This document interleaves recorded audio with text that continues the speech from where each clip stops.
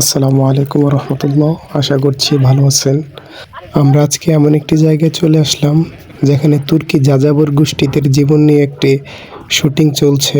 শুটিংটি হচ্ছে একটি ইসলামী নাশিদ এর শুটিং। তো এখানে তুর্কিদের যে বসতিতে যা যা থাকতো তা তুলে ধরার চেষ্টা করা হয়েছে। সামনে যেটা দেখতে পাচ্ছেন এটা হচ্ছে তুর্কিদের মেইন বসতি, আর এইদিকে হচ্ছে এগুলো হচ্ছে ফোম দিয়ে বানানো হয়েছে, পাথর। আর এখানে বসতিতে যা যা লাগবে তা বানানো হইতেছে আর কি। এটা হচ্ছে তুর্কিদের মেইন বসতি, প্রধানের তাঁবু। এখানে বসতির যিনি প্রধান তিনি এখানে থাকতেন।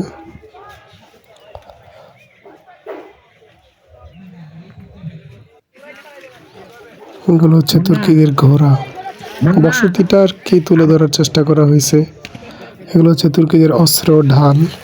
এখানে শুটিং চলছে। সাদা পোশাক পরিধানকারীরা হচ্ছে শত্রু এবং কালো পোশাক পরিধানকারীরা হচ্ছে তুর্কি বসতির যোদ্ধা, মানে আল্প। এটা হচ্ছে কামারের দোকান। এখানে তুর্কিদের অস্ত্র বানানো হইতো। যা দেখতে পাচ্ছেন এগুলো সব ফোম দিয়ে তৈরি। ঢালমাল যা দেখতে পাচ্ছেন সব ফোম দিয়ে তৈরি।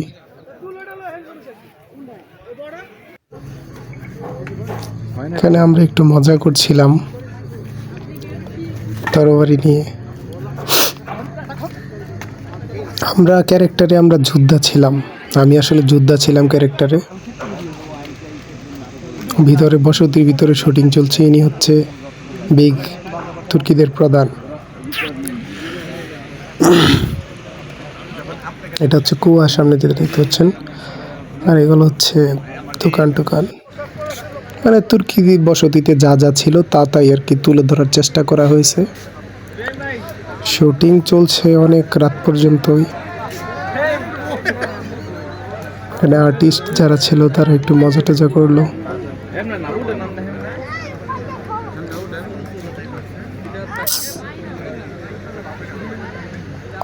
এটা হচ্ছে ভিলেন।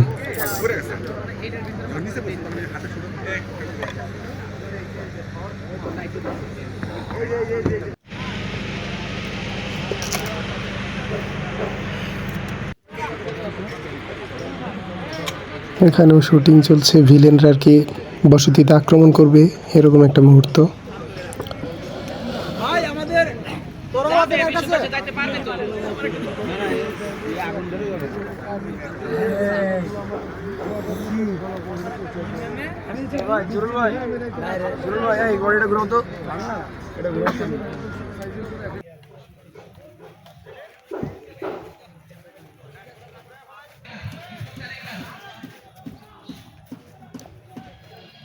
এই তো এটা হচ্ছে কুয়া। তুর্কিরা এটা থেকে পানি তুলে খাওয়া দাওয়া এবং তাদের সকল কাজ করতো এই কুয়া থেকে পানি তুলে।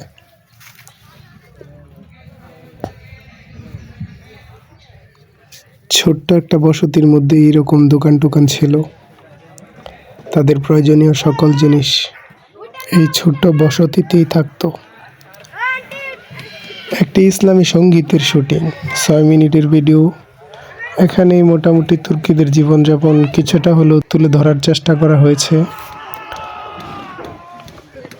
25 থেকে 30 তারিখের মধ্যে আপলোড হবে, তাই আর কি। শুটিংয়ের সমস্ত কিছু আমি ভিডিওর মধ্যে তুলে ধরলাম।